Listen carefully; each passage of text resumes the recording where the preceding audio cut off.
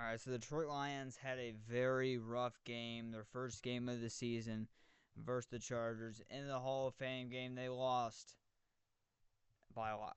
They lost 38-7. They got absolutely killed. I was going to make a video beforehand of a prediction video and stuff like that, but I just didn't get around to it. I really actually didn't think about it even until game day, and if I was to release it on game day and I was only home a couple hours before the game started, like, the video was gonna do horrible. It probably wouldn't have got any views, like literally zero. So I'm like, might as well just skip it for the first week. It should be back, the prediction videos for week 2 against the Falcons. But I'm gonna go ahead and review this game. I've watched the highlights a couple of times. I've actually not watched the whole film of the game yet. Haven't got around to it. I plan to get around to it probably this week at some point within the next couple of days. It's gonna be one of the worst games to watch all season, hopefully, because it's a preseason game. But man, it was bad. So let's get straight into it. But wow, was this a horrible game for the Lions in their debut? Now, this is the first time. I guess it's really not. If you could look at it this way, first time the Lions have lost back-to-back games in 2 years. But I'm not really going to count it. It's a preseason game. And I guess you really don't even have to count it because we did lose back-to-back games, I guess, last year. Because we did lose our preseason opener last year as well. And obviously lost in the NFC Championship the year prior. So I guess it kind of back-to-back losses for both years. But again, it's a preseason game, not really going to count it. If we lose against the Packers, then yeah, that will be official. But hopefully we don't. But now let's go on to the review part like we always do, and we'll do it every single season and every single game this upcoming year. The Lions lose 34-7. They got absolutely killed. Look over the Chargers stats first. Trey Lance looks like the number 3 overall pick that he was. 13 for 20, not great, but pretty accurate for what he used to be in the NFL when he had opportunities. 120 passing yards, 2 touchdowns, no picks. He was very, very accurate and threw a lot of dimes for the most part. DJ Ugualu, I think he's from Florida State, maybe? I remember him coming out of the draft as like a late round or UDFA, top priority UDFA free agent quarterback. Didn't really play that much. Kamani Vital, I believe a former 6th round pick from last year somewhat, was all right. 4.1 yards to carry, 2 touchdowns. Naheem Hines, who hadn't played in 2 seasons, former Bill and former Colt, had 4.2 yards a carry. Hassan Haskins, 34 yards. Maureen Hampton, the rookie first rounder, 4.5 yards a carry. Surprised they didn't give him a little bit more attempts than that. I expected Trey Lance to take off a little bit more than what he did, but he did not. Keandre Lambert Smith, I believe he's the 4th or 5th round rookie, wide receiver, had 2 receptions, 43 yards, and a touchdown. Tucker Fisk, 1 for 19. Jarrett Patterson, 2 for 18. Will Disley, 2 for 14 and a touchdown, the former Seahawk. Brendan Rice, Jerry Rice's son, had 1 for 13. That's pretty much for the offense. Rondé Gadsden from Syracuse, the rookie, with 1 reception for 7 yards. On the defensive side of the ball, you had Tremont Morris-Brash, not going to lie, I don't know who that is, getting 1 sack. And Miles Purchase, I believe is a UDFA rookie. I remember him coming out of the draft. I cannot remember if he got drafted. No, I don't think he did. Had a pick in the veteran safety. Tony Jefferson came out of retirement 2 years ago. Also had a pick as well. Nico Reed, I believe he's a UDFA. Also had a pick. I do not remember him coming out of the draft. I don't believe at least. And then Dicker did miss the field goal, so the Chargers would have put up 37 if he made the field goal. So they have, by the stat line, you wouldn't think, okay, they didn't destroy you. You didn't have one guy have, over 50 yards. You didn't have a running back have over 40. And you didn't have a quarterback throw for more than 120. And you only had 3 sacks. So you're like, okay, well, maybe it'll be a close game, potentially. But it was definitely the turnovers for the most part, and the fact that the Lions' offense could not do anything. Their defense really was not bad. The reason why we really allowed so many points was because of the turnovers, and we'll get into that now. So, starting off the Lions, Kyle Allen started the game first over Hendon Hooker, and Kyle Allen, he was horrible. Kyle Allen was horrible. I was disappointed, man. I was so disappointed. I'm not going to crap on him too much now, and I know people are already saying Nate Sudfeld 2.0, Tim Boyle 2.0. I'm not going to that route yet. I know what Kyle Allen did in Carolina is a good backup quarterback who could come in and start if needed. And I know he's been a career backup, but I think he has always been a decent career backup. I think it's just, and he apparently to everybody, that he had a good training camp thus far. And it was by far his worst performance, if you include training camp of the time he's been with us, Kyle Allen. But man, he was horrible. And again, I don't want to see here people calling Tim Boyle Nate Suckfeld 2.0. I don't want to hear that. I really don't. I'm not going to crap on that much after one game. I would still take him over those guys at this current moment. But man, was he horrible. 9 for 14, decently accurate, I guess, for a backup quarterback. 9 for 14, not too bad. 91 yards, not too bad. Threw some deep passes in there. Was able to get quite a bit of gains to a receiver we'll talk about here in a minute. But no touchdowns and 2 picks. And man, were those 2 picks one of the really too bad, really bad throws. The first one was, I believe, to Nico Reed. It was on an out route to Tom Kennedy. He underthrew it. No, well, the DB, Nico Reed, was quite with him as well. Kennedy had a little bit of separation on the out route, but Nico Reed was like right in front of him. And Kyle Allen threw the ball, kind of faded the ball to him a little bit, and Nico Reed just came right in front of it and intercepted it. Almost took it for a pick six. I think he got down to like the 5 or something like that. It was a horrible interception by Kyle Allen. And then the second one was even worse. He was throwing a fade route to Isaac Tesla. And Tesla, you could argue it was PI on Tesla. Tesla was getting a little bit tripped up and stuff like that, but I think primarily that should not have been called, like it wasn't. It just seemed to me that Tesla was getting tripped up a little bit, and it was not the right decision by Kyle Allen in the first place. Tesla was very well guarded. Tesla really did not have any separation in his route, so I don't know why Kyle Allen just decided to heave it up. He was one-on-one, and then the safety was back there as well, Tony Jefferson, who ended up picking off the ball, and the ball wasn't even close to Tesla. Again, Tesla was slipping a little bit, so maybe he would have been a little bit closer if he hadn't slipped, but he was still, even if he did not have slipped, would have had a shot at catching the ball for a touchdown or a big catch. There was no way. So the two picks by Kyle Allen were absolutely brutal. Kyle Allen, I will say this, he looked very good in the play action game. Kyle Allen did look very good in the play action game, but play action cannot mean everything, man. That cannot mean everything. When it came to him just being back in the pocket and throwing it downfield or trying to throw it to receiver, he was not reading them well. A lot of his completions were on short routes or on like screen passes or on play action. They were not on any medium to deep routes. They were never like that at all. The passes that he were doing that were mid or deep passes were like incomplete for most of them, which was a couple. He had a couple to, I believe it was Dominic. Yes, he had one to Dominic Lovett. That Dominic Lovett should have caught off the top of my head. And then he had the one to Tesla deep. And then there was another one that I forget who was the receiver. I think it might have been Dominic Lovett again, but it could be wrong. Now, on to Hendon Hooker. We really didn't get to see as much Hendon Hooker as I wanted to. Hendon Hooker did not play good either when he was out there. 3 for 6, 50%, 18 yards, no touchdowns, and a pick. And it's crazy because Hooker played 2 full quarters, only had 6 passing attempts for 18 yards. The last pick, I'm really not going to blame it that much on Hooker. It was on 4th and I think it was 5. 4th and 4, 4th and 5 from our own 45, I think is what it was. Dan Campbell's like, well, might as well just go for it. The preseason, it doesn't affect us anyway. Probably would have done it during a regular season game anyway. We were down by 4 or 5. We were down by, I think, 4 scores. Hendon Hooker just throws it downfield. Deep shot to Dominic Lovett. Dominic Lovett almost had a spectacular catch around essentially around his back, around his back of his neck, somewhere like that. Almost had a phenomenal catch. He actually did catch it, and then I forget who was it Miles Purchase? I think it was Miles Purchase. Was able to rip it right away from Dominic Lovett. So it was a phenomenal interception by Miles Purchase and almost a phenomenal catch by Dominic Lovett. You could put some of it on Dominic Lovett's not having lots of control on the ball, but I'm putting more of it on Hendon Hooker. But at the same time, I don't really know that you can put 100% of it on anybody besides, because it was essentially the last play of the game. It didn't matter if he completed it or not. Hooker's just trying to take a chance and didn't pay off. So the interception, not really blaming it on Hooker too much, but he was not great besides that. But also, a lot of his targets, it seemed like nobody was getting open. The most I saw somebody getting open on one of his incompletions was a deep route.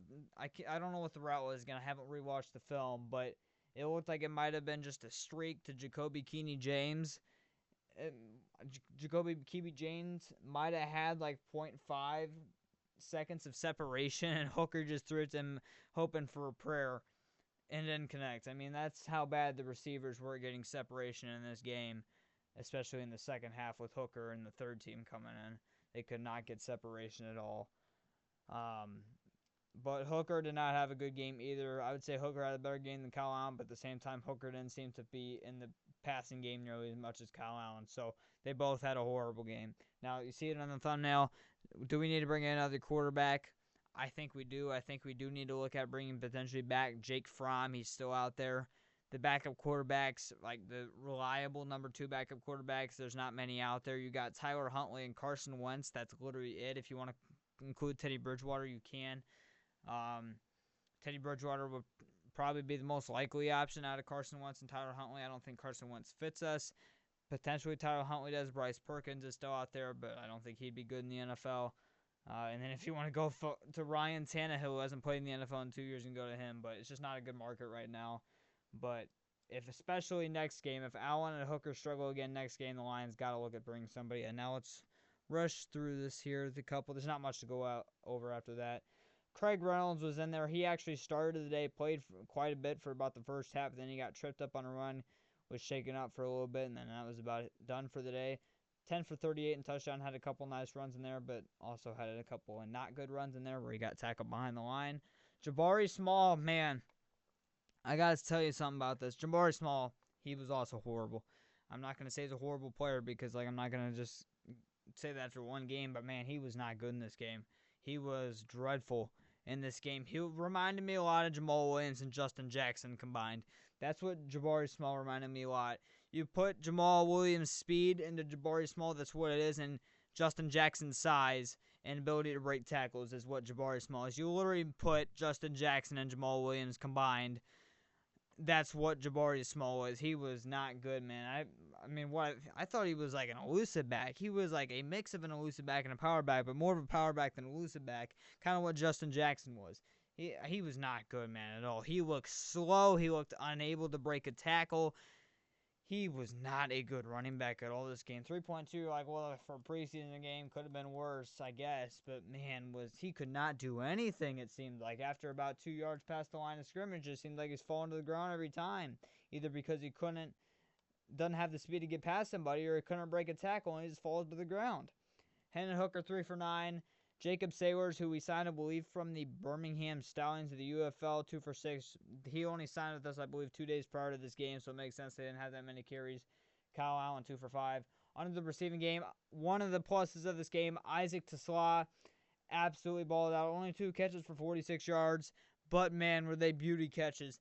This is what I think Isaac Tasla is going to be. He's going to be a great wide receiver 2 or 3 in the NFL. I don't think he's ever going to be a wide receiver 1. But Isaac Tasla is going to be the wide receiver who's going to go up and bring down any ball. That's what Isaac Tasla is going to be. He's not going to be a sharp route runner necessarily. He's not going to be a wide receiver who's going to get separation every play. He's not a wide receiver who's going to get you 7+ receptions, 6+ receptions a game like St. Brown's going to get you. He's not a wide receiver who's just going to blow right past you with speed like JMO. He's not going to be it. He's going to be a good, deep threat wide receiver who you throw a ball up to one-on-one. He's going to bring it down 60-70% of the time because Isaac Tasla, with his size, with his hands, that's what he's going to be. He's going to be, I think, a really decent wide receiver 2 or 3 in the NFL. I'm starting to see the vision of what Brad Holmes feels. I still think the trade was really stupid up to this point, trading 3 third-round picks to get a prospect who, I don't know. I wasn't in the NFL and the GM's thoughts on them. I don't know what the organization's thoughts on Tasla, what the round they had him going at or anything like that, what draft round they had him going in. But I see the vision a little bit of Isaac Tasla, but I still don't love the trade. But who knows? We'll see. But that's what Tasla is going to be in my opinion. Dominic Levet, I thought had a good day. Had some bad plays in there as well, but I thought he had a better day than not. 5 for 31. Again, he had that one catch on Hendon Hooker late in the game where he probably could have caught, but at the same time, it was a tough catch for him to bring in. And then he had a drop when Kyle Allen was throwing the ball, I think it was Kyle Allen's first or second pass of the day. It was like a 15-yard pass, one of Kyle Allen's deepest throws of the day. And Dominic Lovett should have held on to it, and he didn't. And Dominic Lovett could have done a little bit returning, a little bit better on returning on some plays, but Dominic Lovett also made a nice catch near the goal line as well. I think it was with Kyle Allen. I think it was with Hendon Hooker, actually. I could be wrong. It was like really tight one-on-one coverage, and he was able to pull it in to get a first down. I think it was 4th and 2 or 4th and 3. So I thought Dominic Lovett overall had a good day, and he was one of the better players in this game, in my opinion, taking out that drop that he had with Kyle Allen early in the game. Craig Brown's 1 for 10. Jabari Small 1 for 6. Jacob Saylor's 1 for 6. Jackson Meeks really was not involved that much. I saw him out there quite a bit, but he only had 1 reception for 5 yards. And Shane Zylstra 1 for 5. Jacoby James, my guy, did nothing this game, unfortunately. We'll talk about it here in a little. We'll just go over it now because I'll probably forget about it, actually. It was on a punt. It was like, okay, the Lions got to do something here now with the Chargers punting the ball or they're going to lose the game. I mean, that's just kind of how it felt. I think they were down by 17 at the time, 17 or 20 at the time. It was a punt, really good punt by J.K. Scott, the Chargers punter. And Jacoby James waved fair catch for the ball. And when the ball was coming to him, he decided when the Chargers special teams unit was right up by him, he decided to put his hands out there to try to catch it. And he was going like this to get the ball, and it went off his fingertips. And then the Chargers got it at the Lions 5, and they scored a touchdown, I think, on the first or second play. So that's unfortunate for Jacoby James. He only had, I think, that one target, too, that Hendon Hooker threw basically a prayer up to as well early in the game. I think that was his only target. So Jacoby James, my guy, unfortunately, did not have a good day today. Tom Kennedy was out there quite a bit, especially the first full half. I don't think he got that. He had that one target with Kyle Allen where that ball got picked off, but I think that was it. And then Malik Taylor, I did not really see him out there at all. It's the same with Ronnie Bell. I don't know why Ronnie Bell was not there. I thought Ronnie Bell had looked pretty good in training camp up till this, but I didn't really see him that much at all. I think I saw him one play was all. Defensive side of the ball, Anthony Pittman made a really good case this game to make the team, made a couple really nice tackles. Grant Stewart looked good. They actually had Grant Stewart returning kicks. It was stupid because on the first game in the Hall of Fame game, they had Grant Stewart take it out, and Grant Stewart actually ended up, I think it was running into Anthony Pittman and fumbling the ball and gave it to the Chargers on the Lions 20 or something, 20 or 25. It was a great start to the Hall of Fame game, but he made it up for it. He ended up getting a really good sack. He ran into the running back, ended up falling down, and within about a half a second or a second, came right back up and finished the play, getting a sack on Trey Lance. Anybody else? Trevor Nowaski did not have a good day at all. Missed a lot of tackles. I think he had 1 or 2 offside penalties as well. I know he had 1. I think he might have had 2.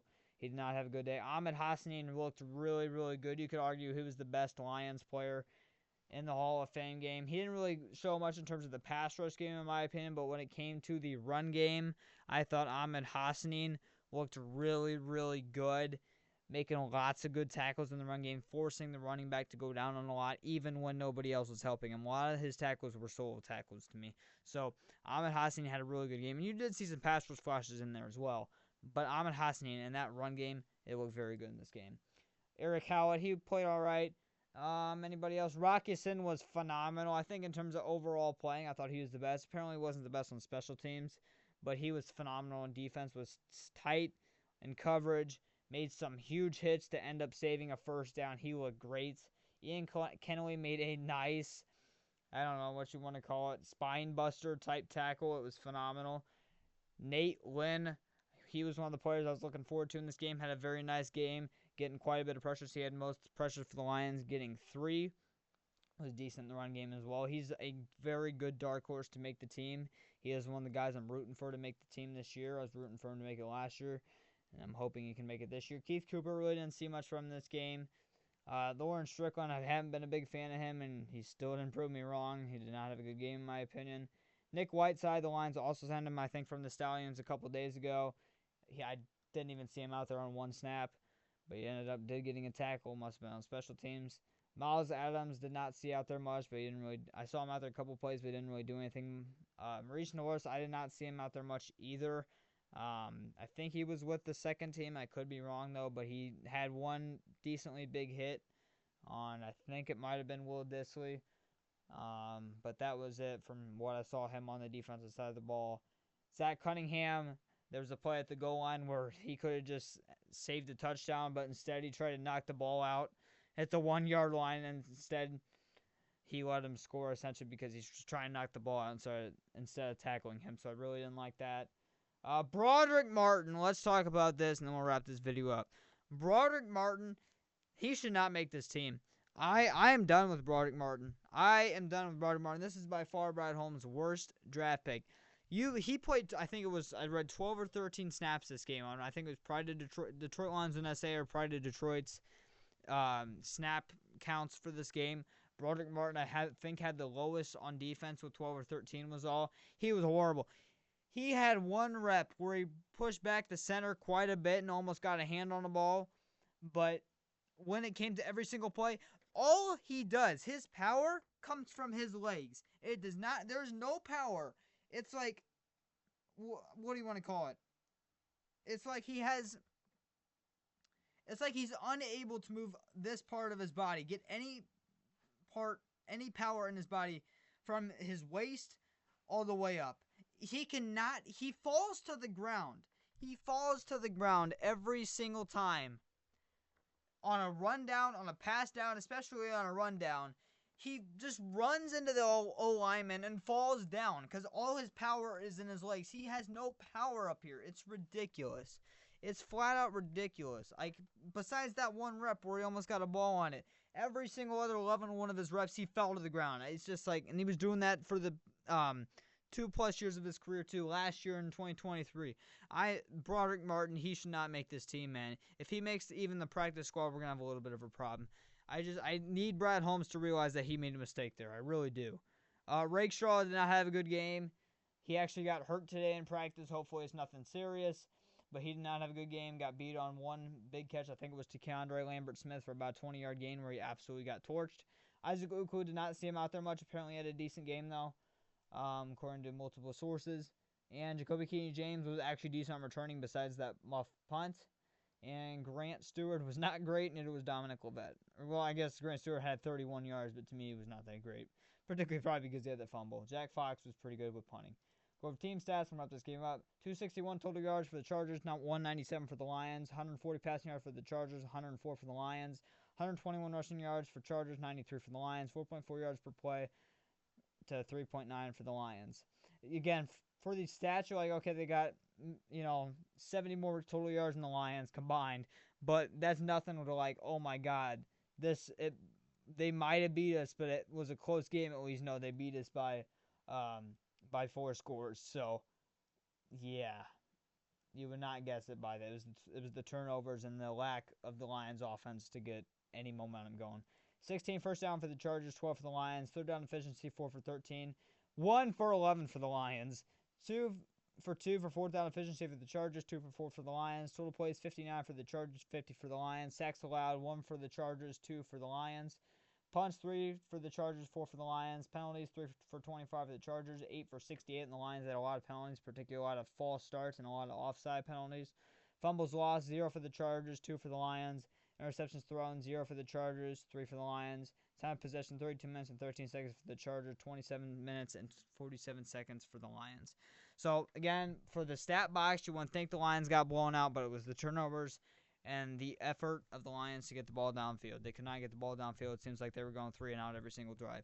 And I will say as well, I think Kelvin Shepard called an okay first game for the most part, but on John Morton's side, I thought John Morton called a horrible game. He called a lot of basic plays. He called a lot of plays to me where it was either an obvious pass down or it was an obvious run down.